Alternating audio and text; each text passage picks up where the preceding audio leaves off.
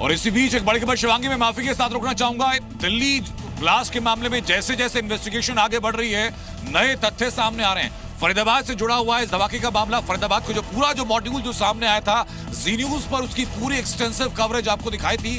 उसी मॉडल से इस धमाके के तार जुड़े हुए बताए जा रहे हैं। हालांकि सुरक्षा एजेंसीज ने, दिल्ली पुलिस ने किसी भी इस बात में अभी तक इस आशंका को खारिज नहीं किया था कि इसमें आतंकी कनेक्शन हो सकता है। इसी को लेकर के अलग अलग जगह पर धरपकड़ चल रही है, अलग अलग लोगों से पूछताछ हो रही है। जो सलमान नाम का व्यक्ति जो कि इस गाड़ी का ओनर बताया जा रहा है, उस तक जांच पहुंच चुकी है। उसके अलावा अलग अलग जगहों से 7 आरोपियों से पूछताछ की जा रही है। और अभी अपडेट ये आई है कि फरीदाबाद मॉड्यूल से इस धमाके के तार जुड़े हुए हैं। हमारे सहयोगी परवेश जो लगातार हमारे साथ बने हुए। परवेश, ये इंपॉर्टेंट डेवलपमेंट है और अगर ये फाइंडिंग सही पाई जाती है तो अपने आप में एक माइलस्टोन साबित होगा इस पूरी इन्वेस्टिगेशन के दौरान।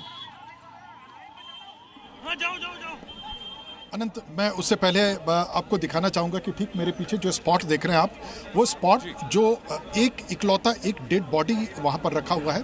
जो हालात हुए थे, जो ब्लास्ट हुए थे, उसके बाद उस बॉडी को एग्जामिन करने के लिए जो फॉरेंसिक की टीम है और जो कमांडो की टीम आई थी, वो अपने साथ कुछ इक्विपमेंट्स लेकर के आए थे। उसको ले जा करके आप देखें, ठीक आप देख सकते हैं तस्वीरों में, वो एग्जामिन किया जा रहा है वहाँ पर। और उनमें जो कांच के टुकड़े और जो केमिकल जो चीज़ें हैं उसमें, बॉडी में जो चीज़ें लगी हुई है, उन सबको एग्जामिन किया जा रहा है कि आखिर ये जो ब्लास्ट था, इस ब्लास्ट में क्या इस्तेमाल किया गया था। तो इस वक्त ये जी न्यूज़ पर सबसे बड़ी खबर है। आप देख सकते हैं बिल्कुल एकदम साफ स्पष्ट, ठीक मेरे पीछे दिख रहा है कि वो किस तरीके से टीम वहाँ पर सब एग्जामिन कर रही है।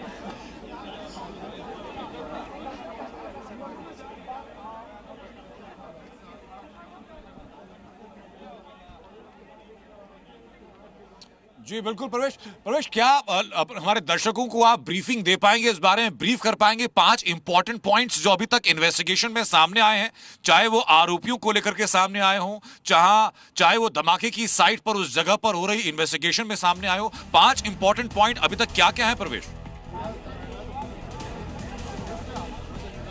देखिए अनंत, 6:40-45 के आसपास यहां पर ब्लास्ट होता है। 4 घंटे तकरीबन बीत चुके हैं।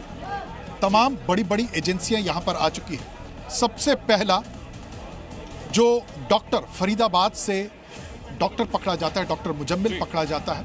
2 दिन पहले अहमदाबाद में पकड़े जाते, वो भी डॉक्टर, वो भी चाइना से डिग्री लेकर के आए हैं।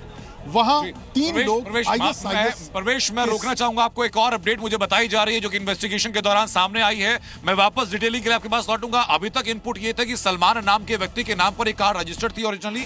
सलमान से पूछताछ की गई। इनपुट्स ये भी हैं कि सलमान को हिरासत में भी लिया गया। सलमान के साथ पूछताछ के बाद खुलासा ये होता है कि सलमान ने वो कार बेची थी किसी नदीम नाम के शख्स को। यहां उसी कार का जिक्र हो रहा है, HR 26 रजिस्ट्रेशन नाम से हुंडई की i20 कार, जिस गाड़ी में यहां ब्लास्ट हुआ। और उसके बाद ये तस्वीर आप देख रहे हैं, उसी कार के नंबर की इन्वेस्टिगेशन की गई। पहला उसका मालिक पाया गया सलमान से जब पूछताछ की गई तो उसके बाद इनपुट ये सामने है कि सलमान ने वो गाड़ी नदीम को बेची थी। प्रवेश, ये डॉट्स लगातार आगे बढ़ते जा रहे हैं, एक एक पॉइंट इन्वेस्टिगेशन में, डायरी में बढ़ता जा रहा है। अभी और भी कई तार खुलेंगे अनंत, क्योंकि देखिए जिस तरीके से तमाम सारी बड़ी एजेंसियां लग गई है, और यही नहीं, विदेशों में भी तमाम जगह खंगाला जा रहा है कि आखिर इसके कहां के पे कैसे कनेक्शन है।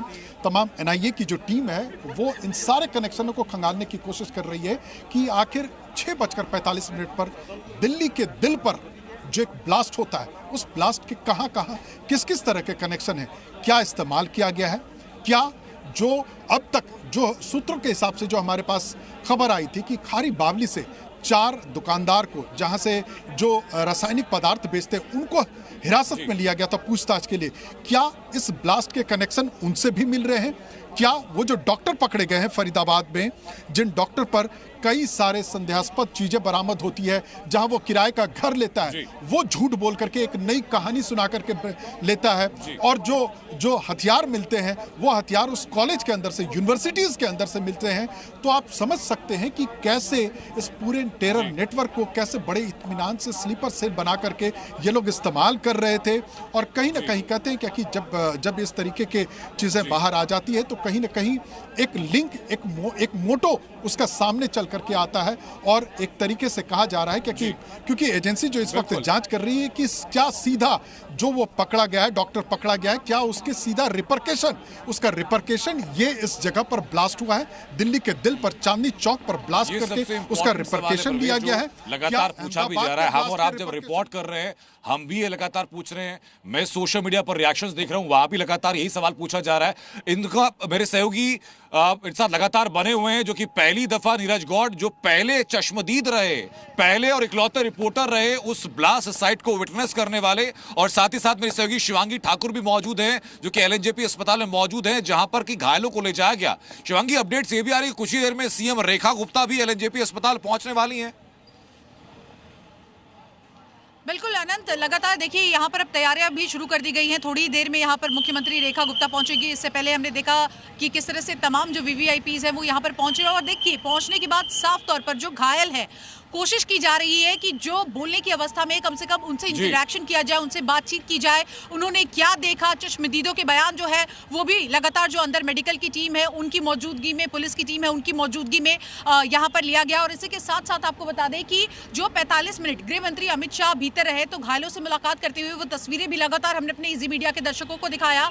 यही कोशिश की जा रही है कि आखिर दिल्ली के दिल को दहलाने की ये साजिश किसकी है और कैसे। आप देखिए कि पूरी की पूरी टीम, अब अलग अलग टीमों का गठन कर दिया गया है और यही यहाँ पर अब कोशिश की जा रही है कि जल्द से जल्द पता लगाया जाए। लेकिन मैं एक बार अस्पताल के बाहर की तस्वीरें आपको दिखा दूं। तमाम लोग यहाँ पर मौजूद है, दूर दराज के इलाके, जिसको जैसे खबर मिली है वो यहाँ पर अपने अपनों की तलाश में है। और बाकायदा मेडिकल की एक पूरी टीम जो है वो गेट के बाहर ही खड़ी है और जैसे ही डिटेल्स मिलती है वैसे ही यहाँ पर उनको भीतर भेजा जाता है। मौत का आंकड़ा 13 हो चुका है, घायलों की संख्या जो है वो लगभग 30 बताई जा रही है और धीरे धीरे ये भी कहा जा रहा है कि ये संख्या बढ़ भी सकती है, क्योंकि एम्बुलेंस का तांता लगातार एलएनजेपी के बाहर हम देख रहे हैं लगा हुआ है। और इन सब के बीच दिल्ली से लेकर पूरे देश में इस वक्त अलर्ट मोड पर तमाम एजेंसियां नजर आ रही है और लोगों से भी अपील की जा रही है कि आप जो है वो शांति बनाए रखें, प्रशासन की बातों को आप फॉलो करें, लेकिन सतर्क भी रहे। और जी मीडिया भी एक जिम्मेदार चैनल होने के नाते एक एक खबर अपने दर्शकों तक पहुंचा रहा है। अनंत।